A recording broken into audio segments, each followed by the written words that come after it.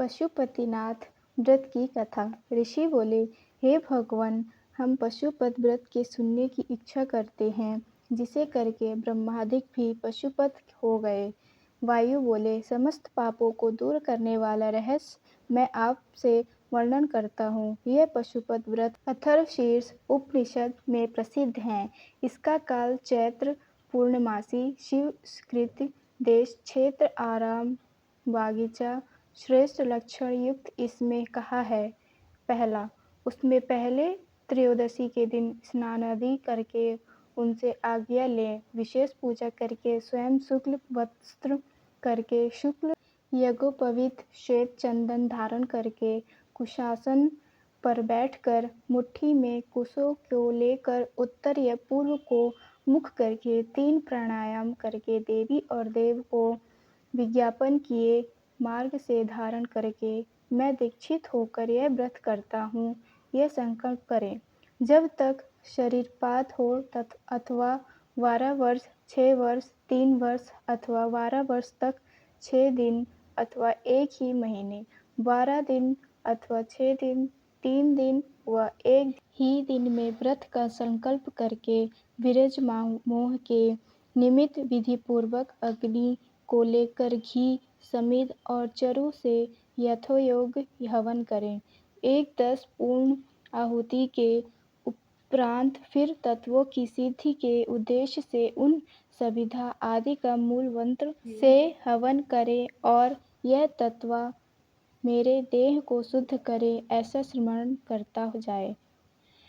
पंचभूत तन्मात्रा, पंच कर्मेंद्रिय, ज्ञान और कर्म के भेद से इनके 5-5 विभाग हैं।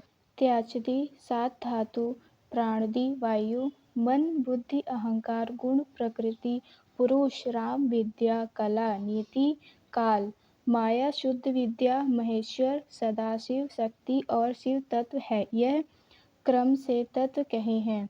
इन विरजा मल रहित मंत्रों से हवन करने वाला पाप रहित हो जाता है, शिवजी के अनुग्रह को प्राप्त होकर ज्ञानवान हो जाता है। फिर गोबर लाकर उसका पिंड करके मंत्र पढ़कर सुगंधकर उसे अग्नि में रखकर उस दिन व्रती हविष्य अन्न खाएं। फिर प्रातःकाल चतुर्थी के दिन सब पहले दिन का कृत्य करके होम के पीछे रुद्राग्नि को शांत करके यत्र पूर्वक भस्म ग्रहण करें।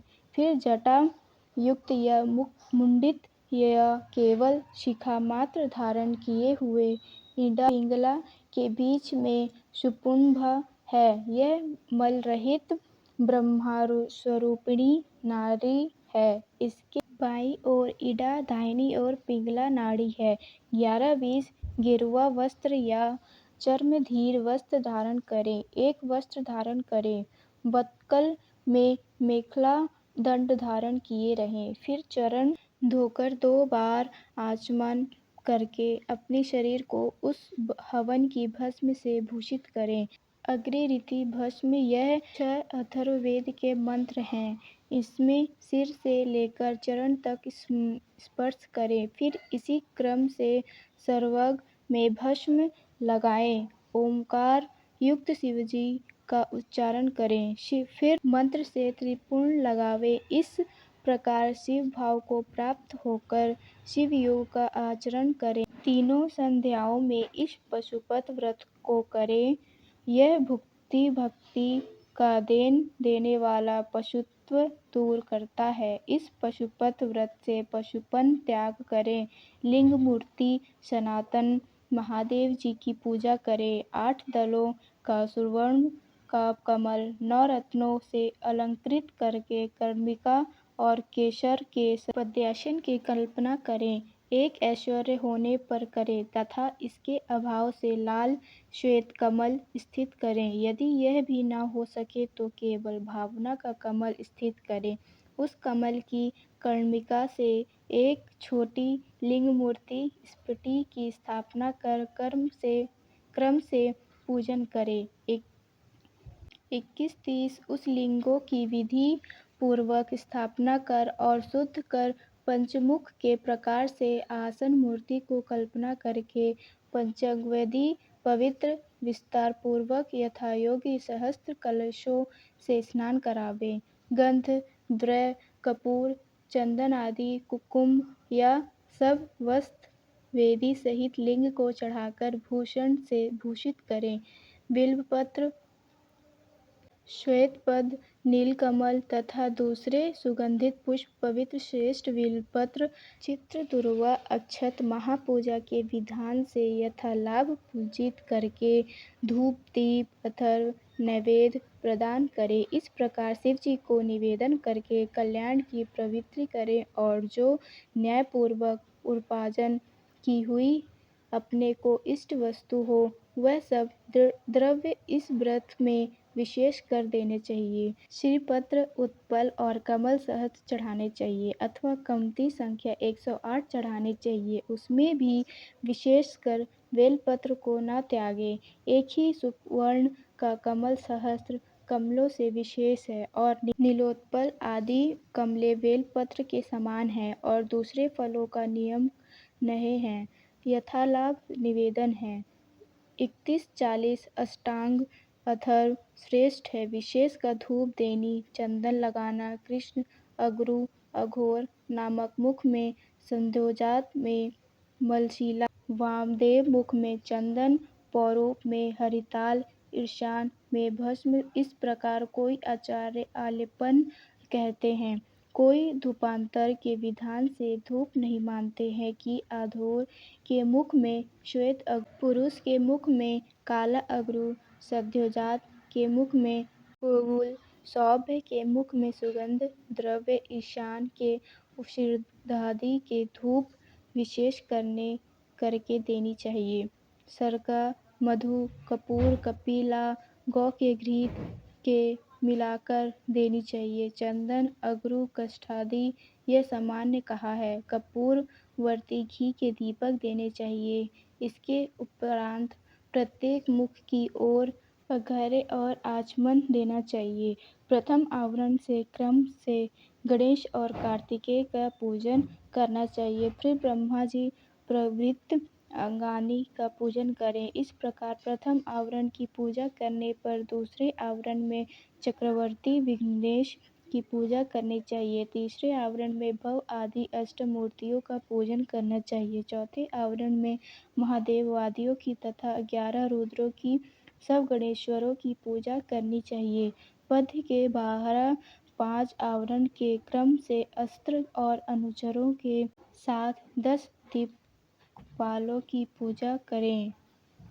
ब्रह्मा जी के मानसिक पुत्र और सब ग्रह, समस्त देवी देव और सर्व आकाशचारी 41 से 50 सब पातालवासी और सब मुनीश्वर, सब मुख्य योगेश्वर 5वें आवरण में मातृकाओं के साथ पूजे। गौओं के सहित क्षेत्रपाल और यह सब चराचर जगत शिवजी की प्रीति से शिवजी की विभूति जानकर पूजें। आवरण पूजा के अंत में परमेश्वर को पूजन करके घृत व्यंजन युक्त अभिषेकादि मनोहर वस्तु निवेदन करें। मुख सुगंधित के निमित्त तांबूल रोचक द्रव्य के सहित दें।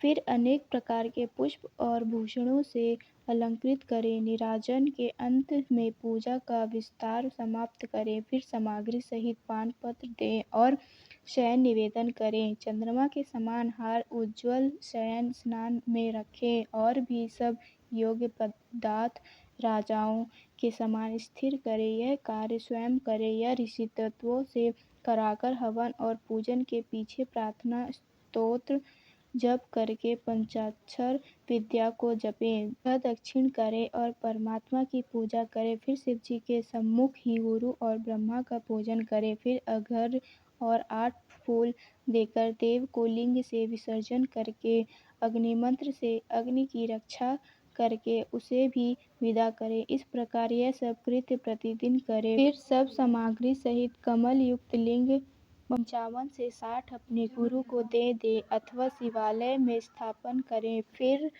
वह व्रती अपने दूसरे गुरुजनों का पूजन करके समर्थ हो जाते भक्त ब्राह्मण और दीनों को संतुष्ट करे। आप युक्त या तो भोजन न करे अथवा फल और मूल भोजन करे, दूध पिए, भिक्षा खाए, केवल एक बार भोजन करे, रात्रि में सदा नियत भोजन करे या पवित्र होकर पृथ्वी पर शयन करे, भस्म या तृण पर शयन करे अथवा चीर व अजीन मृगचर्म पर शयन करे, ब्रह्मचर्य पूर्वक इस व्रत को समाप्त करे। रविवार, अर्धा नक्षत्र के दिन, अमावस्या, पूर्णिमासी, अष्टमी और चतुर्थी को समर्थ हो तो उपवास करें। पाखंड, पतित, उद्यत, रजस्वला, सूतिका आदि को मन से भी स्मरण न करें, न वाणी से उच्चारण करें। क्षमा, दया, सत्य, अहिंसा और शील युक्त सदा करें। संतुष्ट, शांत रहें और तप तथा ध्यान में सदा मन लगावें। तीनों काल स्नान करें अथवा भस्म स्नान करें। मन वचन क्रम से विशेष पूजा करें। बहुत कहने से क्या, व्रती कुछ भी अमंगल बात न करे। प्रमाद हो जाने से आचार में गुरु लघु का विचार करके पूजा होम यज्ञादि से उसका उचित प्रायश्चित करें। जब तक व्रत समाप्त न हो कुछ भी प्रसाद न करें। 61 से 70 गोदान, पूजा धन के अनुसार सब कामना से रहित होमर भक्त शिवजी की प्रीति की निमित्त सब करें। यह व्रत की विधि संक्षिप्त में सामान्य कही है। प्रति मास में जो विशेष है जो सो क्रम से कहता हूँ। वैमाघ में हीरो का लिंग, आषाढ़ में मोती का, श्रवण में नीलम का, भाद्रपद में पद्मराग मणि का, आश्विन में गोमेद का, कार्तिक में मूंगे का, अगहन में वैडूर्य का, पौष में पुष्परा का, माघ में घुमती का, फागुन में चंद्रकांत मणि का और चैत्र में इसी मणि का अथवा रत्न न मिले तो सब महीने में सुवर्ण लिंग की पूजा करें।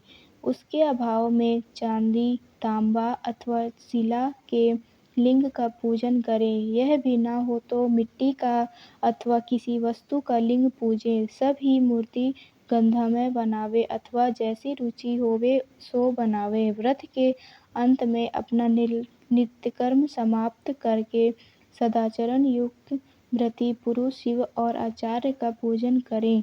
आचार्य की आज्ञा से पूर्व उत्तर मुख होकर बैठें। कुश का आसन, कुशा ही हाथ में लिए प्राण अपान वायु को रोककर 71 से 80 शक्ति के अनुसार मूल मंत्र को जपकर उमा सहित त्र्यंबक देव का ज्ञान करके आज्ञा लेकर हाथ जोड़कर कहें, हे भगवान, आपकी आज्ञा से इस व्रत का त्याग करता हूँ। यह कहकर लिंग मूल के कुशों को उत्तर भाग में विसर्जित करें। फिर दंड, जटा, चीर, मेखला को भी त्याग करें। विधि पूर्वक आचमन करके पंचाक्षर मंत्र का उच्चारण करें। जो देहांत तक इस दीक्षा को सावधानी से करता है और इस व्रत को करता है वह नैष्ठिक व्रती कहलाता है। वही आश्रमों श्रेष्ठ महापशुपति व्रत कहलाता है। वही तपस्वियों से श्रेष्ठ और महाव्रती है। उसके समान मुमुक्षुओं में कोई कृत्य नहीं है। जो यति नैष्ठिक है वह उत्तम नैष्ठिक है। जो 12 दिन तक भोजन न करके इस व्रत को करे वह भी तीव्र व्रत के कारण नैष्ठिक के तुल्य हो जाता है।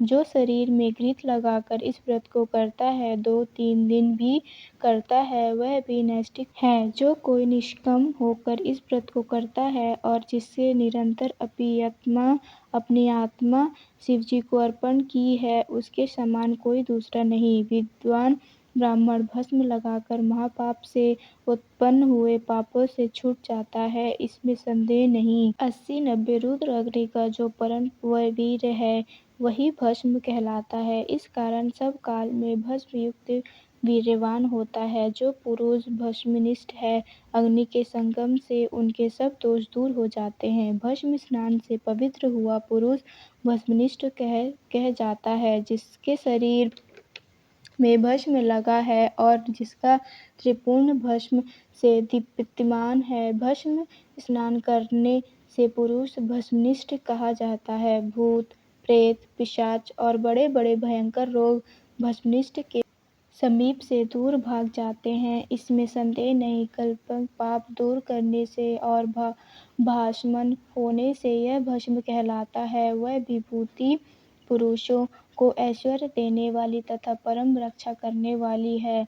अधिक भस्म का महात्म्य क्या है, क्या कहें। व्रती भस्म स्नान करके स्वयं महेश्वर हो जाता है। यही भस्म परमेश्वरी और स्वैरों का परम अस्त्र है। इसमें उपमन्यु की तप में आपदा निवारण की है। इस कारण सब प्रकार के यंत्र से पशुपत व्रत करना चाहिए। धन के समान भस्म संग्रह करना चाहिए और भस्म स्नान से प्रीति करनी चाहिए। 90 से 100 ऋषि बोले। दैव्य के बड़े भ्राता उपमन्यु के बाल्यावस्था में दूध के निमित्त पतिपत किया था। उस शिवजी के प्रसन्न होकर क्षीरसागर दिया, परंतु उस बालक को शिवशास्त्र की प्रवक्ता किस प्रकार प्राप्त हुई और वह किस प्रकार शिवजी का सद्भाव जानकर तप में निरत हुआ। तप करने के समय उसको किस प्रकार ज्ञान प्राप्त हुआ और उन्होंने रुद्राग्नि के परम वीर्य भस्म से कैसे रक्षा प्राप्त की, सो कहिए। वायु बोले, यह उपमन्यु कोई साधारण बालक नहीं थे जो ऐसा तप किया था। वह महात्मा व्याघ्रपाद मुनि के पुत्र थे। जन्मांतर में भी शुद्ध सिद्ध थे, परंतु किसी कारण से अपने प्रारंभ से भ्रष्ट होकर कुमाता को प्राप्त हुए। इसी कारण महादेव जी के प्रसाद से और उन्हें होने वाले भाग्य के बल से दुग्ध की इच्छा से व्याज से तप करके महादेव जी की कृपा के द्वारा को प्राप्त हुए। इसी कारण शिवजी ने उसके निमित्त गणेशत्व कुमारत्व के सहित दुग्ध का सागर प्रदान किया। इसी शिवजी के अनुग्रह के कारण उनको ज्ञान शस्त्र प्राप्त हुआ और कुमार अवस्था में ही उसे धारण करके की शक्ति प्राप्त हुई। इसी से उनके कुमार अवस्था में शिवशास्त्र की प्रभुक्त हुई। जैसे ज्ञान सागर कुमार के मुख से नंदी से ज्ञान के पाया था, उसी प्रकार शिव ज्ञान की प्राप्ति में इसका कारण देखा है। दुग्ध के कारण साक्षात अपनी माता के शोक भरे वचन सुने। 1 से 10 किसी समय उसने अपने मामा के आश्रम में बहुत बड़े दूध पिया। मातुल के पुत्र से उसने ईर्ष्या की, जो क्षीरपान से तृप्त था। दूध पीकर मामा के पुत्र को आनंद से बैठा हुआ देखकर व्याघ्र पात्र का पुत्र उपमन्यु प्रेम से माता से बोला। उपमन्यु बोला, हे माता, हे महाभागे, हे तपस्विनी, मुझे भी गौ का स्वादिष्ट दूध दो, मैं थोड़ा सा नहीं पीऊँगा, गरम गरम ला। वायु बोले, पुत्र के वचन सुनकर उसकी तपस्विनी माता व्याघ्रपाद की स्त्री बड़ी दुखी हुई। आदर से पुत्र को आलिंगन करके लाडलाए अपने को निर्धन मानकर दुख से विलाप करने लगी। इधर महाक्रांतिमान बालक उपमन्यु बारंबार दूध की याद करके बारंबार रोते हुए उससे दूध मांगने लगा। तपस्विनी दिव्य स्त्री से उससे हठ को जानकर उसकी शांति के लिए एक उपाय सोचा। जो बीज उच्छुवृत्ति से प्राप्त किए थे उसको देकर और पीसकर उस मनस्विनी से उसमें जल मिलाया। बेटा आओ, ऐसा शाम पूर्वक कहकर उसे आलिंगन करके दुख बनावटी दूध दिया। वह बालक माता के दिए बनावटी दूध को पीकर व्याकुल होकर माता से बोला, यह दूध नहीं है। 11 से 20 तब वह देखकर पुत्र का सिर घूमकर दुखी होकर अपने हाथ से कमल समान नेत्रों के आंसू पोंछकर बोली। माता बोली, सब रत्नों से पूर्ण नदियों स्वर्ण पाताल में सबको प्राप्त है, पर जो भाग्यहीन और शिव भक्ति रहित है, वे उन्हें नहीं देख पाते। राज्य स्वर्ग मोक्ष दूध के भोजन वे प्राणी नहीं प्राप्त कर सकते, जिन पर शिवजी प्रसन्न नहीं है। यह सब शंकर जी की कृपा से मिलते हैं, अन्य देवताओं से नहीं। अन्य देवताओं के मन में लगाने वाले दुख से व्याकुल होकर भटकते हैं। हम वनवासियों को दूध कहाँ प्राप्त हो सकता है। हे पुत्र, कहाँ तो दूध के साधन और कहाँ हम न वनवासी। सब प्रकार के अभाव होने से, दरिद्रता से मैं भाग्यहीन हूँ, जो कि मैंने जल में मिट्टी डालकर तुझे असत्य दूध बनाकर दिया था। तूने मामा के घर में लौटा हुआ थोड़ा दूध पान किया था, इससे तुझे स्वाद विदित था। उसको स्मरण करके मुझे दूध नहीं दिया, ऐसा कहकर रोता हुआ मुझे दुखी करता है। बिना शिवजी की कृपा से तुझको दूध प्राप्त नहीं होगी। उन्हीं शिवजी के चरण कमल की पार्वती और गणों के सहित आराधना करो। जो उनको भक्ति से कुछ भी समर्पण किया जाए, वह सब संपत्तियों का कारण है। हमसे धन देने वाले शिवजी को नहीं पूजा, वह कामना वालों को यथायोग्य फल देते हैं। 21 से 30 धन के उद्देश्य से हमने पहले शंकर जी को नहीं पूजा, इससे हम दरिद्र हुए और तुमने दूध नहीं मिल सका। हे पुत्र, पूर्व जन्म शिवजी के उद्देश्य से या प्रभु विष्णु जी के उद्देश्य से जो दिया जाता है वही मिलता है। इस प्रकार माता का शोकादि का सूचक सत्य वचन सुनकर बालक होकर भी पश्चाताप करके हुए प्रगल्भता से बोला। उपमन्यु बोले, हे माता, शोक मत करो। यदि शांबशिव है तो हे महाभगे, शोक त्यागो, जब भला होगा।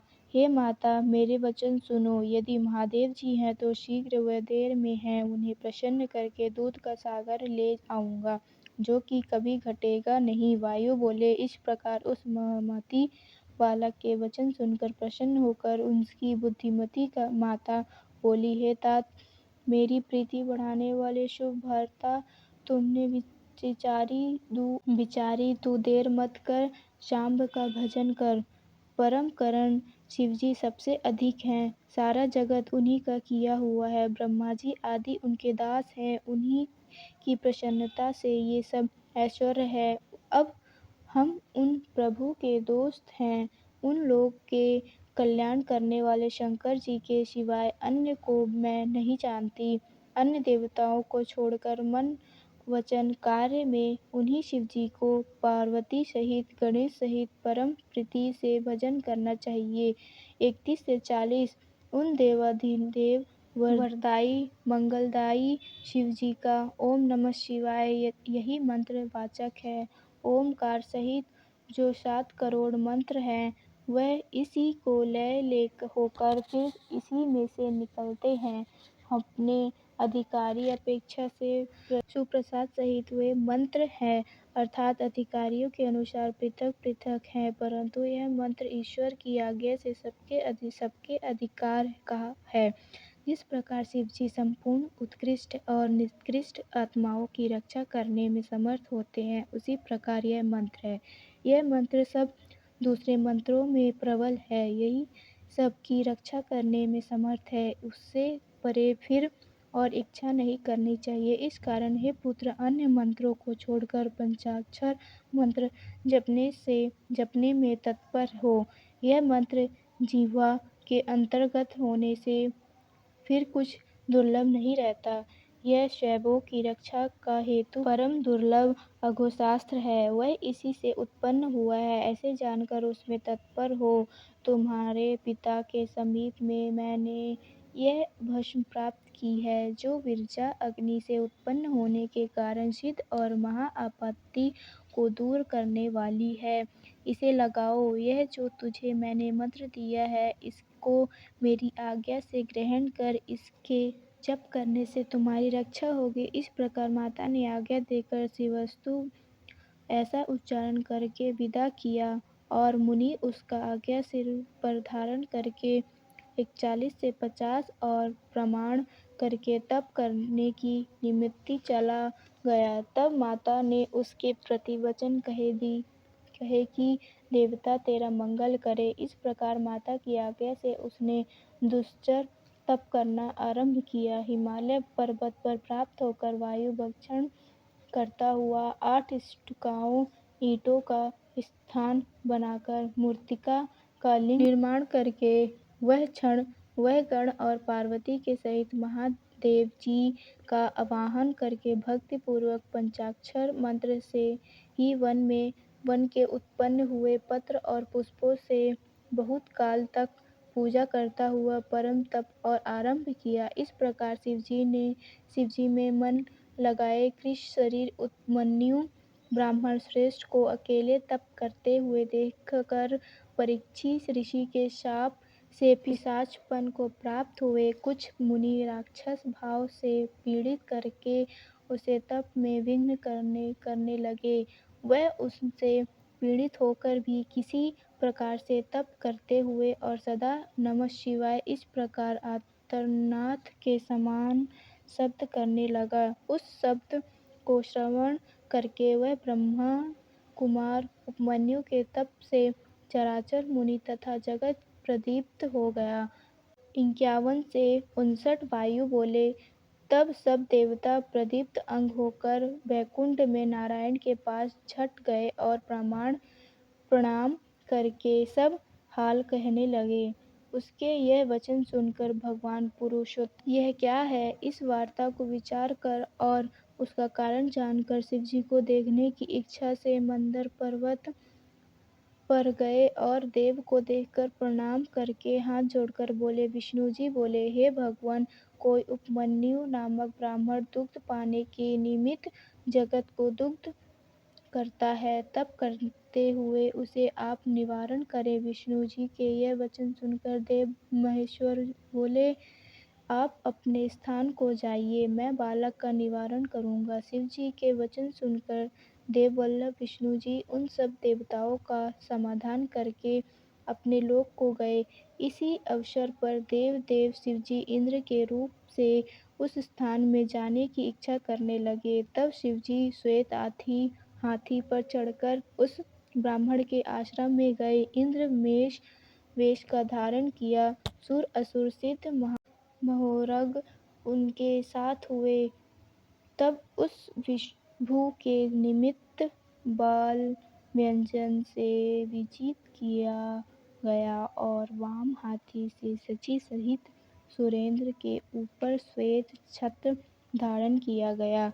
उमा सहित इंद्र रूपधारी शिवजी को देखकर महामुनियों में श्रेष्ठ उपमन्यु प्रणाम करके स्वयं बोले। उपमन्यु बोले, हे देवेश्वर, अपने स्वयं आकर मेरा आश्रम पवित्र किया। जो आप जगतपति देवताओं में श्रेष्ठ इंद्र प्राप्त हुए हैं। इस प्रकार कहकर उपस्थित हुए ब्राह्मण को इंद्र रूपधारी शिवजी में गंभीर वाणी से बोले, हे सुबुद्र, मैं तेरे इस तप से बहुत प्रसन्न हुआ, तू वर मांग। हे महामुनि, हे दैत्य के अग्रह, मैं तेरे सब मनोरथ पूर्ण करूंगा।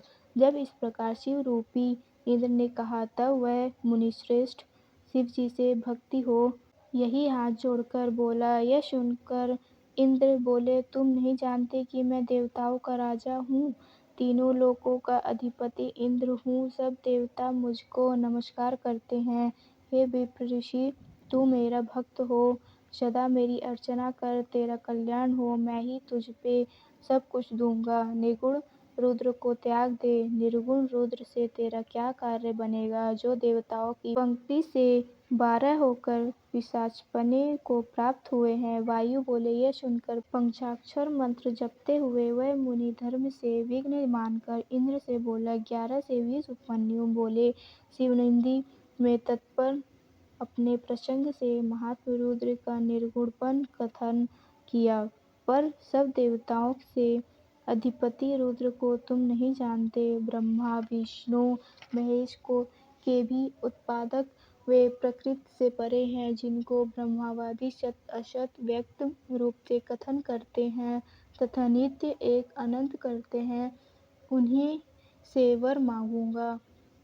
हेतुवाद से रहित, संख्या योग के अर्थ देने वाले परम रूप है, ऐसा जानकर जिनकी उपासना की जाती है, उसी से वर मांगूंगा। सब के कारण शिव जी पे शिव जी परे कोई तत्व नहीं। ब्रह्मा विष्णु आदि देवताओं के निर्मात्र गुण से वही विभु है। बहुत कहने से क्या, यह बात मैंने भली प्रकार से जान ली है कि यदि शिव जी की निंदा सुनी जाए तो जान लो कि जन्मांतर में पाप किए हैं। शिव जी की निंदा सुनते ही उसका तत्काल मारकर उसी समय अपना देह त्याग दे तो वह शिवलोक को जाता है। हे सुराधम, मेरी दूध की इच्छा यो ही रहे।